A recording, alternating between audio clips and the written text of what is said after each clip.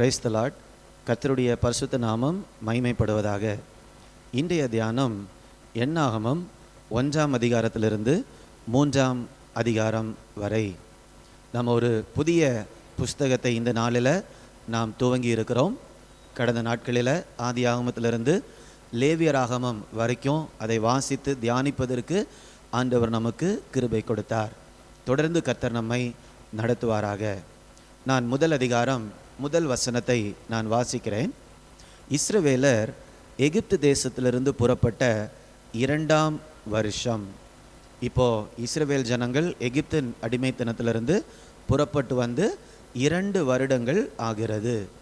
இப்போ அவங்க எந்த இடத்துல இருக்கிறாங்கன்னா, கர்த்தர் சீனாய் வனாந்திரத்தில் இருக்கிற ஆசரிப்பு கூடாரத்திலே மோசையை நோக்கி, அவர்கள் இருக்கக்கூடிய இடம் சீனாய் வனாந்திரம்.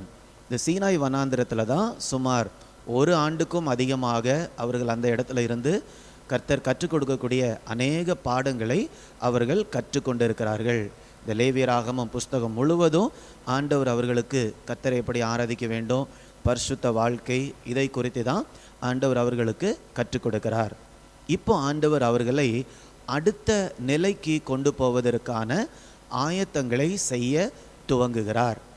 அப்போது இவர்களுடைய அடுத்த கட்டம் என்ன என்று நம்ம 3ஆவது வசனத்தில் நம்ம வாசிக்கலாம். இஸ்ரவேலிலே 20 வயதுள்ளவர்கள் முதல் யுத்தத்துக்கு புறப்படத்தக்கவர்கள் எல்லாரையும் அவர்கள் சேனைகளின்படி நீயும் ஆரோனும் எண்ணி பார்ப்பீர்களாக. இந்த 3ஆம் வசனத்தை நாம் பார்க்கும்போது இஸ்ரவேல் ஜனங்களுடைய அடுத்த கட்டம் என்ன என்பது நமக்கு தெரிகிறது. அவர்கள் அடுத்தபடியாக யுத்தத்திற்கு போவதற்கு ஆயத்தமாகிறார்கள். அப்போ ஆண்டவர் சொல்லுகிறார், யுத்தம் செய்வதற்கு ஒவ்வொரு கோத்திரத்திலும் உள்ள 20 வயதிற்கு மேல் உள்ளவர்கள் எத்தனை பேர் இருக்கிறாங்க என்று சொல்லக்கூடிய எண்ணிக்கைகளை நீங்கள் எடுங்க என்று சொல்லிட்டு ஒவ்வொரு கோத்திரத்திற்கும் ஒரு சேனாபதியை ஆண்டவர் என்ன பண்ணுறார், நியமிக்கிறார். அப்போது அதனால தான் இந்த புஸ்தகத்திற்கு எண்ணாகமம் என்று பெயர். ஒவ்வொரு கோத்திரத்துலேயும் யுத்தத்துக்கு போகிறவங்க 20 வயசுக்கு மேலே இருக்கிறவங்க எத்தனை பேர் என்று சொல்லக்கூடிய எண்ணிக்கைகளை அவங்க எடுக்கிறாங்க. அதனால் இந்த புஸ்தகம் எண்ணிக்கைகளை கொண்ட புஸ்தகம். அதனால தான் நாம் எண்ணாகமம் என்று சொல்லுகிறோம். இப்போ நீங்கள் பார்த்தீங்கன்னா, இவங்க யுத்தத்துக்கு போவதற்கு ஆயத்தமாக இருக்கிறார்கள் என்று ஆண்டவர் இவர்களை பார்க்கிறார். ஆனால் நீங்கள் சரித்திரத்தை பின்னாக நீங்கள் பார்ப்பீங்கன்னா, ஒரு நாளில் இவங்க ஆயத்தமாக இல்லை. நம்ம வாசிக்கலாம்.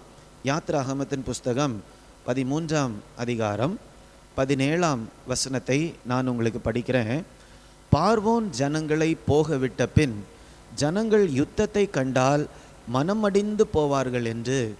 இப்போது பார்வோன் எகிப்திலிருந்து இவர்களை விடுதலையாக்கின பின்பு ஆண்டவர் சொல்லுகிறார், இவங்க யுத்தத்தை பார்த்தா மனமடிந்து போவாங்க என்று சொல்லி யுத்தம் வராத வழிகளில் ஆண்டவர் என்ன பண்ணுறார், அவர்களை நடத்துகிறார். அப்போ அந்த நாளில் அவர்கள் யுத்தம் செய்வதற்கு ஆயத்தமாக இல்லை. ஆனால் இன்னைக்கு அவங்க யுத்தம் செய்வதற்கு ஆயத்தமாக இருக்கிறாங்க. எப்படி ஆயத்தமானாங்க? ஆண்டவர் போன 1 வருஷ காலம் உட்கார வச்சு எப்படி யுத்தம் செய்வது, யுத்தத்தினுடைய நுணுக்கம் என்ன, எப்படி ஆயுதங்களை பிடிக்க வேண்டும், இந்த காரியங்களெல்லாம் ஆண்டவர் சொல்லி கொடுத்தாரா? இல்லவே இல்லை. அப்போ எப்படி அவங்க யுத்தத்துக்கு இன்றைக்கு ஆயத்தமாக இருக்கிறாங்க? அவங்க யுத்தத்துக்கு ஆயத்தமாவதற்கு அவர்களுக்கு தேவை என்னவென்றால் ஆண்டவரோடு உள்ள ஆவிக்குரிய தொடர்பு. ஏனென்றால் கர்த்தரை குறித்து வேதம் சொல்லுகிறது, அவர் யுத்த வீரர். இன்னும் அநேக பகுதிகளில் யுத்தம் கர்த்தருடையது, ஜெயமோ கர்த்தரால் வரும். அப்போ யுத்தத்தில் ஜெயத்தை கொடுப்பது கர்த்தரால் மட்டும்தான் முடியும். அந்த தேவனோடு ஒரு தொடர்பை எப்படி ஏற்படுத்தி கொள்வது என்று தான் இதுவரைக்கும் ஆண்டவர் அவர்களுக்கு கற்றுக் கொடுத்திருக்கிறார். அப்போ அவர் பரிசுத்தராக இருக்கிறபடியால் அப்படியே அவரோடு தொடர்பு கொள்ள முடியாது. பலிகளின் மூலமாக தான் ஆண்டவரோடு தொடர்பு கொள்ள முடியும். அது மாத்திரமல்ல, அவர் பரிசுத்த தேவனாக இருக்கிறபடியால் நம்முடைய வாழ்க்கையில் உள்ள ஒவ்வொரு பகுதியிலையும் நாமும் கூட பரிசுத்தமாக இருக்க வேண்டும். எப்படி அவர் நம்மை பரிசுத்தப்படுத்துகிறார், இதைத்தான் அவர் லேவியராகமம் புஸ்தகத்தில் அவருடைய ஜனங்களுக்கு சொல்லி கொடுத்தார். அப்போ ஆண்டவரோடு எப்படி ஒரு தொடர்பை பலிகளின் மூலமாக ஏற்படுத்தி அவர் இருக்கிறது போலவே நம்முடைய வாழ்க்கையும் கூட பரிசுத்தமாக இருக்கும்போது அது மாத்திரமே யுத்தம் செய்வதற்கு போதும். ஏன்னா ஆண்டவருடைய பிரசன்னம் நம்மோட கூட வரும். இதை தான் நம்ம இந்த இடத்துல கற்றுக்கொள்ளுகிறோம். இந்த நாளிலும் கூட நம்முடைய வாழ்க்கையில் இன்றைக்கி ஒரு வேளை நம்ம யுத்தத்திற்கு ஒவ்வொரு நாளும் நம்ம போக வேண்டியதில்லை. ஆனால் நம்ம செய்யக்கூடிய வேலை, நம்ம செய்யக்கூடிய தொழில், நம்ம செய்யக்கூடிய ஊழியம், இது எல்லாவற்றுக்குமே தேவை என்னவென்றால் அடிப்படையான காரியங்கள் தான். நம்ம ஒருவேளை எப்படி ஊழியம் செய்வது என்று அதிகமாக நம்ம பயிற்சி எடுத்து படிக்கலாம். எப்படி நல்ல ஒரு பிஸ்னஸ் செய்வது என்று நல்ல பயிற்சிகளை நம்ம கருத்தரங்கெல்லாம் நம்ம பங்கு பெற்று அதெல்லாம் நம்ம கற்றுக்கொள்ளலாம். அதெல்லாம் ரொம்ப நல்லது தான், இல்லை என்று சொல்லவே இல்லை. அல்லது திருமண வாழ்க்கையை எப்படி நம்ம சரியாக நடத்துவது என்று நம்ம கற்றுக்கொள்ளலாம். ஆனால் அடிப்படையான காரியம் என்னவென்றால் தேவனோடு தொடர்பு கொள்ளுவது. தேவனோடு தொடர்பு கொண்டு அவரை போல பரிசுத்தமாக நம்ம வாழும்போது யுத்தமாக இருக்கலாம், தொழிலாக இருக்கலாம், வேலையாக இருக்கலாம், ஊழியமாக இருக்கலாம், இவைகள் எல்லாவற்றிலும் ஆண்டவருடைய பிரசன்னம் நம்மை முன்னின்று நடத்தும் போது அவர் நமக்கு ஜெயத்தின் மேல் ஜெயத்தை அவர் தருகிறார். அதனால தான் தாவீது அவர் நல்ல ஒரு யுத்த வீரன். தாவீது சொல்லக்கூடிய காரியம், என் தேவனாலே ஒரு சேனைக்குள்ளால நான் பாய்வேன், என் தேவனாலே ஒரு மதிலை தாண்டுவேன். அப்போ அந்த யுத்தத்திற்கு நமக்கு தேவை என்னவென்றால் தேவனோடு உள்ள ஆவிக்குரிய தொடர்பு. அந்த அடிப்படை காரியங்களை இஸ்ரவேல் ஜனங்கள் படித்து கொண்டார்கள் என்று தேவன் அறிந்த உடனேயே அவங்களை அடுத்த நிலைக்கு ஆண்டவர் கொண்டு போகிறார். இப்போ இந்த எண்ணாகமம் முதல் 3 அதிகாரங்களை நாம் படிக்கும்போது நம்ம என்ன பார்க்குறோன்னா, இவர்கள் ஒவ்வொரு கோத்திரத்திலையும் எத்தனை பேர் 20 வயசுக்கு மேலே இருக்கிறாங்க என்று எண்ணுகிறார்கள். அவங்க எண்ணின பிறகு அவங்க என்ன பண்ணணும்னா, ஒவ்வொருவரும் ஒவ்வொரு கோத்திரமும் சேனை சேனையாக கர்த்தருடைய அந்த வாசஸ்தலத்தை சுற்றி அவர்கள் நிற்க வேண்டும். ஒவ்வொரு கோத்திரத்திற்கும் ஒவ்வொரு கொடி இருக்க வேண்டும் என்று கர்த்தர் சொன்னார். நான் ஒரு வசனத்தை வாசிக்கிறேன். 1ஆம் அதிகாரம் 52ஆம் வசனத்தை வாசிக்கிறேன். இஸ்ரவேல் புத்திரர் தங்கள் தங்கள் பாளையத்தோடும் தங்கள் தங்கள் சேனையின் கொடியோடும் கூடாரம் போட கடவர்கள். இந்த படத்தில் நீங்கள் பார்க்கும்போது ஒவ்வொருவரும் யுத்தத்துக்கு ஆயத்தமாக இருக்கிறவங்க, 20 வயசுக்கு மேலே இருக்கிறவங்க, அவங்க சேனைகளாக ஒவ்வொருவரும் எந்தெந்த பக்கத்தில் நிற்கணும் என்று சொல்லி ஆண்டவர் இந்த அதிகாரங்களில் சொல்லியிருக்கிறார். முதலாவதாக எந்த கோத்திரம் இருக்கணும், அதுக்கு அடுத்தது யார் இருக்கணும், இந்த பக்கம் யார் இருக்கணும், எல்லாவற்றையுமே கர்த்தர் சொல்லுகிறத தான் இந்த 3 அதிகாரங்களில் நாம் படிக்கிறோம். அப்போ ஒவ்வொருத்தங்களும் கோத்திரங்களாக நிற்கும்போது ஒவ்வொருவருடைய கொடி அவங்க இருக்கிற இடத்துல நாட்டப்பட்டிருக்கும். அந்த வரிசையின்படி தான் அவங்க இந்த சீனாய் வனாந்திரத்திலிருந்து அடுத்த நிலைக்கு புறப்பட்டு போக வேண்டும் என்று ஆண்டவர் அவர்களை இந்த இடத்துல ஒருங்கிணைத்து கொண்டு இருக்கிறார். சரிங்களா? ஆண்டவர் தான் நம்ம யுத்தத்திற்கு பழக்குவிக்கிற தேவன். ஆண்டவர் தான் யுத்தம் சம்பந்தமான காரியங்கள் எல்லாவற்றையும் அவரை நடுவில் வச்சு மையமாக வைத்து நாம் எப்படி காரியங்களை செய்ய வேண்டும் என்று அவர் தான் நமக்கு கற்றுக் கொடுக்கிறார். இதில் லேவியர்களை அல்லது லேவி கோத்திரத்தில் இருக்கிறவங்கள மாத்திரம் ஆண்டவர் யுத்தத்திற்கு அவர் போக வேண்டாம். அவர்களுடைய வேலை என்னவென்றால் வாசஸ்தலம் சம்பந்தமான எல்லா வேலைகளையும் அவர்கள் செய்வார்கள். ஒரு இடத்துல இருந்து இன்னொரு இடத்துக்கு போகும்போது இந்த வாசஸ்தலத்தை எல்லாம் அவங்க தூக்கி கொண்டு போவது அவர்களுடைய வேலை. லேவியர்களை எப்படி ஆண்டவர் அவருக்கு என்று பிரித்தெடுத்தார், அவர்களுடைய வேலை என்ன என்று சொல்லி நம்ம வரக்கூடிய அடுத்த அதிகாரங்களில் நம்ம படிக்கலாம். இப்போ நம்ம ஜெபிப்பதற்கு முன்பதாக இந்த 3 அதிகாரங்களிலிருந்து ஒரு ஆழமான பாடத்தை நாம் கற்றுக்கொள்ள வேண்டும். என்னவென்றால், ஆண்டவர் நம்முடைய வாழ்க்கையில் நம்மை அடுத்த நிலைக்கு கொண்டு போவதற்கு ஒருபோதும் அவர் அவசரப்பட மாட்டார்.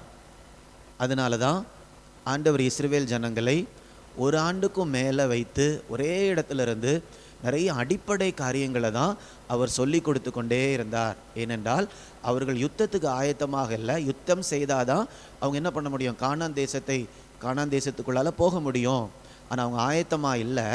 அடிப்படை காரியங்கள், ஆண்டவரை தொடர்பு கொள்வது எப்படி, பாவ மன்னிப்பு பெற்றுக்கொள்வது எப்படி, மற்றவர்களுக்கு விரோதமாக பாவம் செய்திருந்தால் அவங்க என்ன செய்ய வேண்டும், தங்களுடைய வாழ்க்கையினுடைய எல்லா பகுதிகளிலும் எப்படி அவர்கள் பரிசுத்த வாழ்க்கை வாழ வேண்டும், இந்த அடிப்படை காரியங்களில் நாம் சரியாக இருக்கும்போது தான் ஆண்டவர் நம்மை நம்முடைய அடுத்த நிலைக்கு அவர் கொண்டு போவார்.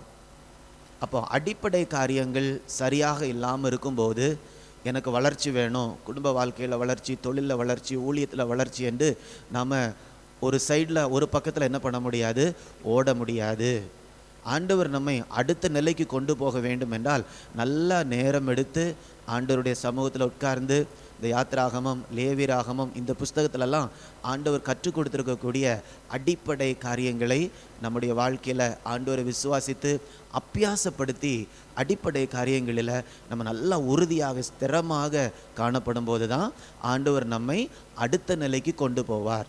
அது ஊழியமாக இருக்கலாம், அல்லது நம்முடைய தொழிலாக இருக்கலாம், அல்லது நம்முடைய வாழ்க்கையை குறித்த எந்த பகுதியாக இருந்தாலும் ஆண்டவர் அப்படி தான் செய்கிறார். இஸ்ரவேல் ஜனங்களுக்கு அவர் அப்படி தான் செய்தார். இன்றைக்கும் கர்த்தர் அப்படி தான் செய்து கொண்டிருக்கிறார். இன்றைக்கு இதை பார்த்து கொண்டு இருக்கக்கூடிய உங்களை பார்த்து ஒரு கேள்வி, வாழ்க்கையில் ரொம்ப நாள் ஒரே இடத்துல இருந்தது மாதிரி இருக்கே, நான் அடுத்த நிலைக்கு போகணும், நான் நிறையா பிரயாசப்பட்டோம், இருந்த இடத்துலையே இருக்கிறது மாதிரி இருக்குதே, என்ன பண்ணன்னு தெரியலையே அப்படி நீங்கள் ஒரு கேள்வியை கேட்டு இருக்கிறீங்களா? உங்களோடு நான் கேட்குறேன், உங்களுடைய அடிஸ்தானம் எப்படி இருக்குது? லேவியராகமம் புஸ்தகத்தில் ஆண்டவர் சொல்லி கொடுத்த அடிப்படை காரியங்கள், ஆண்டவரோடு உள்ள உறவு, மற்றவர்களோடு உள்ள உறவு, வாழ்க்கையில் உள்ள ஒவ்வொரு பகுதியிலையும் ஆண்டவருடைய பரிசுத்தத்தை அப்பியாசப்படுத்துறது, இப்படிப்பட்ட அடிப்படை பகுதிகளில் உங்களுடைய வாழ்க்கை எப்படி இருக்கிறது? அதனால் எண்ணாகமத்துக்கு நம்ம வந்திருக்கிறோம். ஆனாலும் யாத்ராகமம் புஸ்தகத்தில் கர்த்தர் சொல்லி கொடுத்த காரியங்கள், லேவியராகமம் புஸ்தகத்தில் ஆண்டவர் சொல்லி கொடுத்த காரியங்கள், இவைகளை தொடர்ந்து நம்ம வாழ்க்கையில் அப்பியாசப்படுத்த ஆரம்பிக்கணும். அப்போ தான் எண்ணாகமத்தின் புஸ்தகத்தை படித்து அதை தொடர்ந்து நம்ம போகும்போது வேதத்தில் ஒவ்வொரு பக்கமும் நம்ம படித்து அடுத்தடுத்த முன்னால் போக போக நம்முடைய வாழ்க்கையும் முன்னால் போய்கொண்டே இருக்கும். ஒவ்வொரு பக்கமாக நம்ம படிச்சுட்டு போயிட்டே இருக்கிறோம் வேத புஸ்தகத்தில். அதற்கு இணையாக நம்முடைய வாழ்க்கையும் அப்படியே படிப்படியாக முன்னேறி கொண்டு இருக்கோம். அப்போ அடிப்படை காரியங்களை நாம் சரியாக இல்லாமல் அடுத்த நிலைக்கு கண்டிப்பாக போக முடியாது. அதனால் நம்ம ஒவ்வொருவரையும் நம்முடைய வாழ்க்கையில் அடுத்தடுத்த நிலைக்கு கொண்டு போய் வெற்றியின் மேல் வெற்றி பெற செய்வது தான் ஆண்டவருடைய சித்தம். ஆனால் நம்ம ஆண்டவருடைய பலத்தோடு அவருக்கு ஒத்துழைத்து அவரோடு கூட போகும்போது தான் அவரால் நம்மை அடுத்த நிலைக்கு கொண்டு போக முடியும். நீங்கள் ஆயத்தமாக இருக்கிறீங்களா? நம்ம ஜெபிக்கலாம். அன்பின் பரலோக பிதாவே, எங்களுடைய வாழ்க்கையில் அடுத்த நிலைக்கு போவதற்கு நீர் மாத்திரமே எங்களை ஆயத்தப்படுத்தக்கூடிய தேவனாக இருக்கிறீரப்பா. இதை பார்த்து கொண்டு இருக்கக்கூடிய ஒவ்வொருவருக்காக ஜெபிக்கிறேன் அப்பா. இதுவரைக்கும் ஆண்டவர் எங்களுக்கு கற்றுக் கொடுத்த பாடத்தில் ஒவ்வொருவரும் உறுதியாக நிலைத்திருப்பார்களாக என்று ஆசீர்வதித்து ஜெபிக்கிறேன் தகப்பனே. அவர்கள் இதுவரைக்கும் ஆண்டவர் கற்றுக் கொடுத்த பாடங்களை தங்களுடைய வாழ்க்கையில் அப்பியாசப்படுத்தும் போது அவர்களை நீங்கள் அடுத்த நிலைக்கு கொண்டு போக வல்லமை உள்ளவராக இருக்கிறீர் என்று விசுவாசிக்கிறேன். ஒவ்வொருவரையும் இயேசுவின் நாமத்தில் ஆசீர்வதித்து ஜெபிக்கிறேன். ஆண்டவர் நீங்கள் ஒவ்வொருவரையும் ஆயத்தப்படுத்தி ஆண்டவர் வைத்திருக்கக்கூடிய எதிர்காலத்திற்குள்ளாக நீங்கள் கொண்டு போகும்படியாய் ஜெபிக்கிறேன். மீட்பர் இயேசுவின் மூலம் கேட்கிறேன் நல்ல பிதாவே. ஆமேன், ஆமேன். God bless you. God bless you.